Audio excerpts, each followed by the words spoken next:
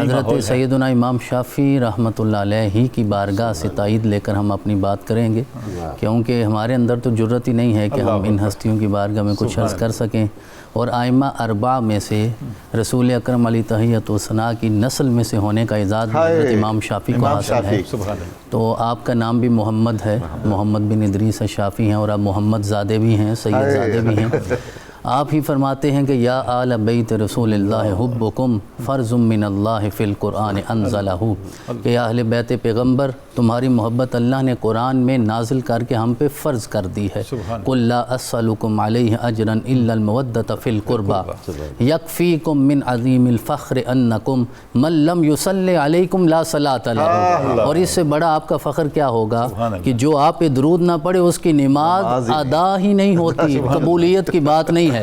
قبول تو پتہ نہیں کس کی ہوگی کس کی نہیں ہوگی، لیکن ادا ہی نہیں ہوتی جو آپ پہ درود نہیں پڑے گا۔ اور جس طرح قبلہ نے ارشاد فرمایا نا بدعتم منی، اور آپ نے بھی سوال ارشاد فرمایا کہ تعلق کی نوعیت کیا ہے۔ بھئی ہم کیا جانے تعلق کی نوعیت کیا ہے؟ یا اللہ جانے، یا رسول اللہ جانے، یا زہرہ جانے، یا مولا علی جانے، یا حسن جانے، یا حسین جانے۔ یہ جو منی کا کلب ہے نا، منی کا کلب، بدعتم منی، حسین منی، حسن منی، لحم کا لحمی، اس کی سرکردہ رکن ہے جناب زہرہ پاک سلام اللہ علیہا۔ تو ہم تو اتنا ہی جانتے ہیں، مفسرین نے لکھا، محدثین نے لکھا، سیرت نگاروں نے لکھا، خطیبوں نے بیان کیا، وائزوں نے ہمیں یہ بتایا کہ آپ سب سے چھوٹی لخت جگر ہیں، لیکن جن کی لخت جگر ہیں انہوں نے کہا ام و ابیہا ہے، یہ تو باپ کی ماں ہے۔ لوگ کہتے ہیں بیٹی ہے، جس کی بیٹی ہے وہ کہتے ہیں۔ تو اب ہم کیا سمجھیں وہ تعلق کی نوعیت کیا ہے؟ جب حضرت امام حسین علیہ السلام کا حضرت ابو ہریرہ کہتے ہیں کہ رسول اکرم نے اپنا منہ مبارک کھولا، پھر جناب حسین کا کھولا، پھر منہ میں منہ داخل کر کے کہا مولا حسین مجھ سے ہے، میں حسین سے ہوں۔ اب یہ اس حدیث کا ہم ترجمہ تو کر سکتے ہیں قبلہ تنولی صاحب، ترجمانی تو ہم نہیں کر سکتے نا ان جذبات کی۔ اب اللہ جانے، جناب رسول اللہ جانے، حسن جانے، حسین جانے۔ اور انٹرو میں کتنا شاندار جملہ قبلہ نے ارشاد فرمایا کہ وہ حجر اسود جو پتھر ہے جسے چومنے سے سارے گناہ معاف ہوتے ہیں، اسے ایک تو یہ پتا چلا کہ جس پتھر کو رسول اللہ چوم لیتے ہیں وہ پتھر بھی مختار کل ہو جاتا ہے۔ اب رسول اللہ کی اپنی شان کتنی بلند ہے، پتھر مختار کل ہو گیا، اور اب امت 1400 سال پیچھے اس پتھر پہ تو ٹھہر گئی۔ اب آگے بڑھنا ہم بھول گئے کہ اگر پتھر چومنا اتنا معزز ہے تو جنہیں صبح و شام میرا آقا چوما کرتے تھے اور جنہیں کہا یہ میرے جگر کا ٹکڑا ہے، تو ہمیں تو اس تعلق کی حقیقی نوعیت کا اندازہ ہی نہیں ہے۔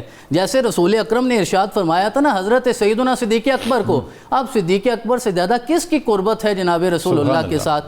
صدیق کہتے ہیں میں رسول اکرم کے اتنے ساتھ ہوتا ہوں کہ گھٹنے کے ساتھ گھٹنا جڑا ہوتا ہے، لیکن مجھے نہیں پتا جبریل آیا یا جبریل چلا گیا۔ آقا کہتے ہیں آیا تھا، میں کہتا ہوں آیا تھا۔ آقا فرماتے ہیں چلا گیا، میں کہتا ہوں چلا گیا۔ یہی تو ایمان بالغیب ہے نا، دیکھ کر ماننا، یہ مقصود ہی نہیں ہے۔ وہ تو بنی اسرائیلیوں نے بھی کہا تھا حتی نر اللہ جہرتاً، لیکن متقی ہونے کا سب سے پہلا وصف یہ ہے کہ الذین یؤمنون بالغیب، کہ جو بغیر دیکھے مانتا ہے۔ حضور وہ صدیق ہی کون ہوا جسے ماننے کے لیے ظاہری تصدیق کی ضرورت ہے؟ اور جناب صدیق اکبر نے فرمایا تھا جاہلوں کے باپ کو، ابو جہل کو یہ کہا تھا کہ زمانے کی کوئی زبان کہے تو میں نہیں مانتا، اگر محمد رسول اللہ نے کہا تو میں سر جھکا دیتا ہوں۔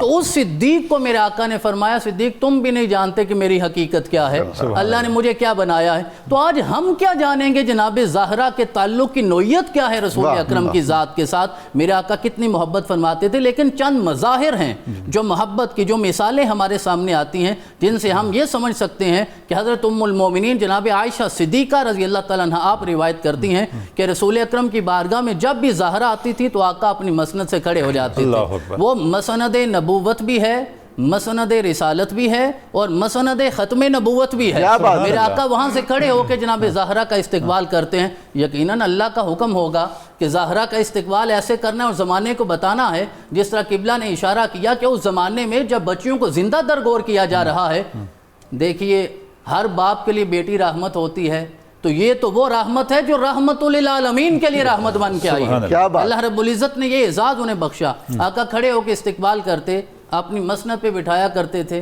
اب جسے اپنی مسند پہ آقا بٹھا رہے ہیں اس کے تعلق کی نوعیت ہم کیا بیان کریں گے؟ کوئی فلسفی ہمارے زمانے میں، قبلہ میں آپ کی نظر یہ جملہ کرنا چاہوں گا، ہمارے زمانے میں اللہ انہیں لمبی عمر عطا فرمائے، بہت بڑے مفکر فلسفی ہیں، اور اقبال کی اللہ رب العزت نے انہیں وراثت بخشی ہے، ان کا نام ہے ڈاکٹر طاہر حمید تنولی صاحب. ان کا ایک جملہ اسی فلور پہ بولا گیا تھا اسی موضوع پہ، تو میں وہی جملہ عرض کرنا چاہتا ہوں کہ وہ کہتے ہیں کہ جناب رسول اللہ کے سارے اوصاف اور سارے کمالات کے اگر آپ تانیث سمجھنا چاہتے ہیں تو وہ جناب فاطمہ الزہرا. سبحان اللہ تو سبحان محمد الرسول اللہ کی محمد تانیث اگر کسی کو کہنا چاہیں تو صرف فاطمہ ہوں گی. صرف فاطمہ. یہ جن صاحب کا آپ نے نام لیا ہے ان کو میرا سلام پہنچائیے. اللہ رب العزت ان پہ اپنی رحمتوں کا نزول آمین فرمائے. آمین سبحان اللہ سبحان اللہ. سلامت رہیں.